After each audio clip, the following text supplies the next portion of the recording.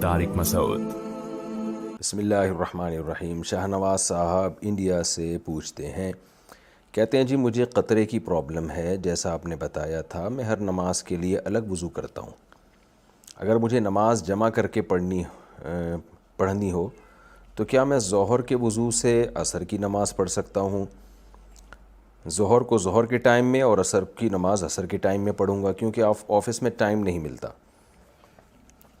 دیکھیے، اگر آپ کو قطرے کی پرابلم اتنی زیادہ ہے کہ آپ معذوروں کے حکم میں آ گئے ہیں، یعنی ٹائم ہی نہیں ملتا کہ وضو کر کے نماز پڑھیں، اسی دوران قطرہ نکل جاتا ہے، تو ایسی صورت میں معذور کا حکم یہ ہے کہ وہ ہر دفعہ جب بھی نماز کا ٹائم داخل ہوگا تو الگ وضو کرے گا وہ۔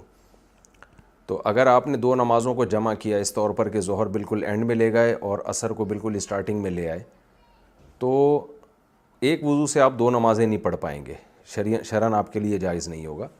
اس کی وجہ ظاہر ہے کہ جب آپ ظہر کا سلام پھیریں گے تو جیسے ہی عصر کا وقت داخل ہوگا تو آپ چونکہ معذور ہیں تو آپ کو عصر کے لیے دوبارہ وضو کرنا پڑے گا، تو اس لیے ایک ہی وضو سے پھر آپ دو نمازیں نہیں پڑھ سکیں گے۔ اور اگر اس درجے کی معذوری نہیں ہے آپ کی، بلکہ آپ ظہر کا وضو کر کے ظہر پڑھتے ہیں اور فوراً عصر کا ٹائم داخل ہوتا ہے اور آپ کا وضو نہیں ٹوٹتا، قطرہ وطرہ نہیں نکلتا، تو پھر آپ اسی وضو سے عصر پڑھ لیں۔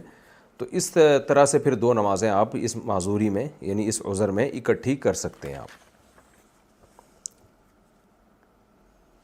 اچھا بھائی، یہ کیا لکھا ہے؟ آئینہ اٹک، پاکستان۔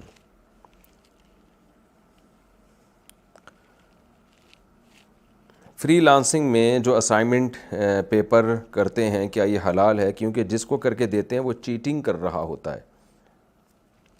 دیکھیں، چیٹنگ کر رہا ہے، اسائنمنٹ بعض دفعہ لکھوائے جاتے ہیں تو اس میں سامنے والے کی قابلیت دیکھی جاتی ہے۔ اگر کوئی اور کسی اور سے وہ لکھوا کے آگے دے دے تو وہ تو دھوکہ میں آتا ہے۔ تو آپ کو جب 100% یقین ہے کہ یہ مجھ سے اسائنمنٹ اس لیے لکھوا رہا ہے تاکہ آگے اس دھوکہ دے گا وہ، تو پھر آپ کے لیے اس میں تعاون جائز نہیں ہے۔ محمد عبد الرحمن انڈیا سے، ہماری مسجد میں مہینے کی پہلی جمعرات کو اجتماعی ذکر ہوتا ہے، کیا یہ صحیح ہے؟ نہیں، اس کو ترک کر دینا چاہیے، یہ طریقہ ٹھیک نہیں ہے، اسلاف سے ثابت نہیں ہے۔ تو جس کو ذکر کرنا ہے اپنے طور پہ کرے۔ البتہ اگر کوئی شیخ اپنے مریدوں کو ذکر سکھانے کے لیے الگ سے